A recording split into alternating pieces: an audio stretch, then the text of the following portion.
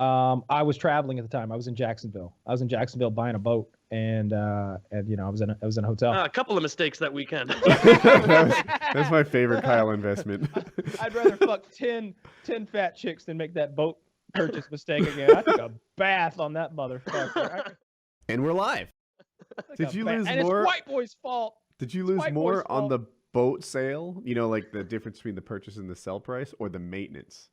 Dude, I don't like to do that math. I honestly don't. Like, I block it out of my mind like an early childhood molestation.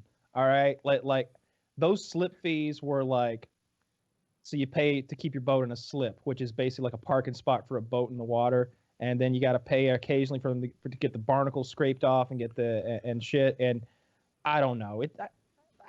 I definitely lost 20 grand, something like that. It could be more. You know, something like that, and it just thrown away, lost, just poof, lost.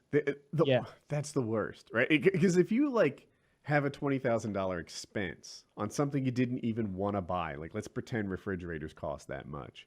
Yeah, at least like your new fridge is kind of nicer, right? Like it's a little bit of an upgrade. Yeah. On a boat that just was nothing but anxiety the whole time. It was a huge mistake, and I'll quickly tell the story of how white boy fucked me over with this thing. He didn't do it intentionally. I guess I won't. You know, it wasn't an evil thing he did, but it was during when the housing bubble had popped, and real estate was so fucking cheap in Florida that for either for 50K or 100K, I don't remember. I think we were gonna do 100K, do 50K each, and buy a house. We were like, dude, we can buy a beach house. This thing is one block off the beach in Florida for $100,000. Now we've got a vacation place. You know, you go whenever you want. I'll go whenever you want. We can both go at the same time and like vacation together. And 5 years from now, 6 years from now, which would be like today, that should be worth $250,000. And by the way, it would have. And it just sounded like a great idea. Wasn't there a taxes angle on it? Or... Yeah, I'm getting to that. And also there was the thing that like Florida doesn't have income tax, like state income tax. So if you claim that as your residence, now you don't have to pay state income tax, at least on the percentage of time you spend in Florida at that residence. So, you know, you get your mailing address down there. You technically live there 100% of the time, potentially. It just depends on how you're going to swing things. In any case, the night before we're all heading down there, white boy backed out. He's like, you know, I don't think I want to do this. You know, we had the money. The money was not the thing. He just, I want to say his girlfriend talked him out of it. Big mistake. We'd have both made 75 grand each easily from the real estate deal. Instead, I was like, well, can't get a house for 50 grand. I could get a boat for 50 grand though. And if a boat has a kitchen, a living room, a bathroom, and like one other thing, it's considered a residence in Florida. So I bought a yacht. And for 50K? I don't remember exactly what I spent. You know, tens of thousands of dollars, something like maybe 30 grand. But you never made the it great your thing residence, about yachts right? Because is just like houses, they appreciate in value, right?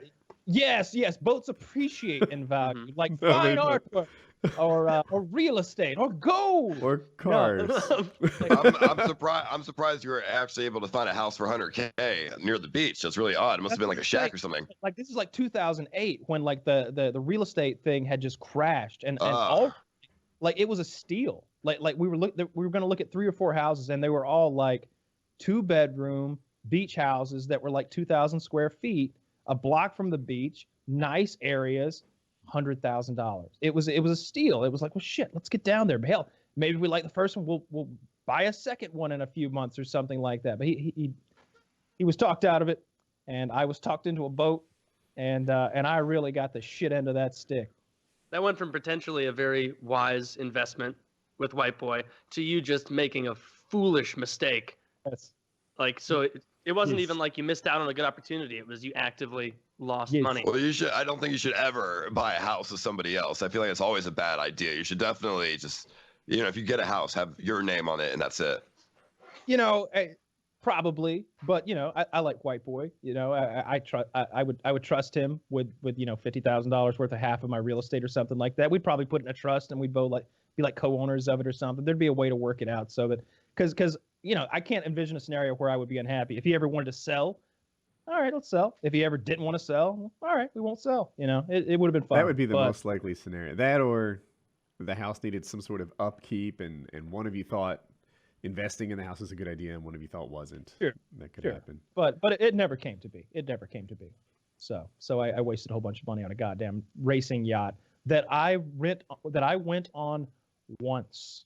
I sailed the SS YouTube money once.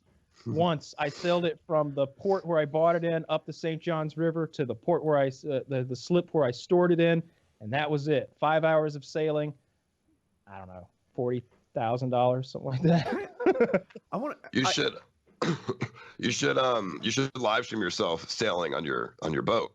I don't know how to sail. He doesn't know how to live stream from a boat either. Like, I don't know Yeah. how to do that either. I don't know if you know how to do that. That'd be tricky. And I sold the boat, so none of those things are possible.